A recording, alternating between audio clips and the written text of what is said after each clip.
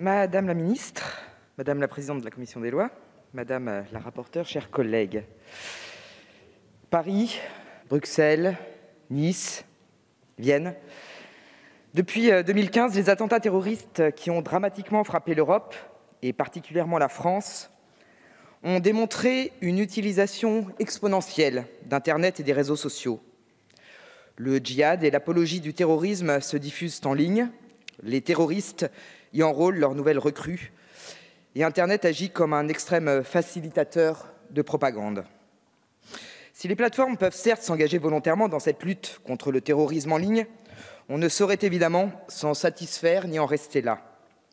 Dès 2014, la législation française a renforcé les dispositions relatives à la lutte contre le terrorisme et établi, puis étoffé et renforcé année après année un dispositif administratif unique de blocage et de déréférencement des contenus à caractère terroriste et pédophile.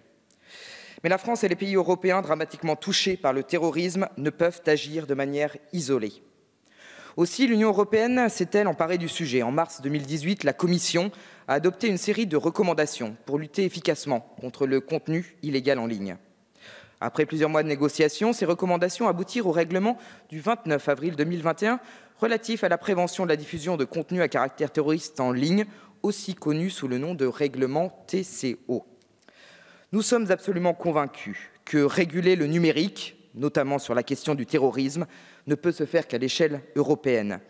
La mutualisation des moyens entre États est primordiale. Seule l'Europe dispose aujourd'hui du poids nécessaire pour faire plier les grandes plateformes et assurer le respect de nos règles. Et c'est avec nos partenaires européens qu'il faut avancer sur ce sujet pour pouvoir vraiment agir. Le règlement TCO, qui entrera en vigueur le 7 juin prochain, est indéniablement une pierre supplémentaire à cet édifice. Il permet, au sein de l'Union européenne, une harmonisation des moyens de lutte contre la radicalisation, tout en préservant la liberté d'expression et d'information, ainsi que le pluralisme des médias. Si certaines dispositions de ce règlement figurent déjà dans notre législation, grâce notamment aux mesures que nous avons adoptées ces dernières années à travers divers textes, et bien qu'ils soient d'application directe sur le territoire français, il convient encore d'en adapter certaines dispositions afin d'assurer sa pleine effectivité. Tel est le cas en ce qui concerne la possibilité ouverte par le règlement d'enjoindre aux plateformes le retrait dans l'heure des contenus à caractère terroriste. Nous avons tous à l'esprit la proposition de loi de notre collègue Laetitia Avia qui, afin de lutter contre la haine sur Internet, prévoyait une disposition similaire de retrait dans l'heure des contenus à caractère terroriste ou pédophile. Mais le Conseil constitutionnel avait jugé ce dispositif excessif au regard de la liberté d'expression. Rappelons toutefois que le Conseil a donné son accord sur le principe même de l'injonction de retrait, soulignant que la diffusion de contenus provoquant à la commission d'actes terroristes ou en faisant l'apologie constitue des abus de la liberté d'expression et de communication qui portent gravement atteinte à l'ordre public et aux droits des tiers. Nous partageons tous ici l'impérieuse nécessité de lutter contre l'extrême violence en ligne qui ne cesse de se répandre. Je tiens également à souligner que la proposition de loi qui nous est présentée aujourd'hui s'inscrit dans un contexte différent de celui dans lequel le Conseil constitutionnel avait rendu sa décision. Ce texte se fonde sur un règlement européen qui est encore une fois d'application directe sur notre territoire. C'est lui et non la loi qui prévoit le principe de l'injonction de retrait.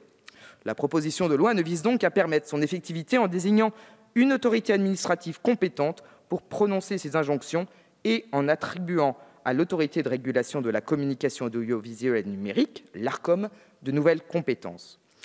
Elle introduit aussi des sanctions pénales et administratives en cas de manquement à un dispositif évidemment indispensable si nous voulons assurer l'application du droit européen. Il en va non seulement du respect de nos engagements internationaux et de notre crédibilité auprès de nos partenaires, mais aussi du bon maintien de l'ordre public numérique. Notons par ailleurs que certaines des garanties mentionnées par le Conseil constitutionnel sont prévues par le règlement. Il s'agit du caractère suspensif du recours devant le juge ou de la définition des contenus à caractère terroriste. Toutefois, nous insistons sur l'importance que notre législation demeure cohérente avec le futur règlement DSA, règlement qui devrait apporter de nouvelles solutions de régulation des plateformes. Nous sommes convaincus que la France, dans le cadre de sa présidence de l'Union européenne, saura mener les négociations nécessaires et qu'ainsi nous aboutirons à une législation ambitieuse et efficace sur ce sujet au niveau européen. Notre détermination à lutter contre le terrorisme est totale. Vous l'aurez compris, le groupe démocrate soutient pleinement ce texte qui permettra, dans la lignée de la loi confortant le respect des principes de la République d'août dernier, de limiter les abus en ligne, de renforcer la protection et la sécurité de nos concitoyens et d'éviter qu'Internet ne devienne une zone de non-droit.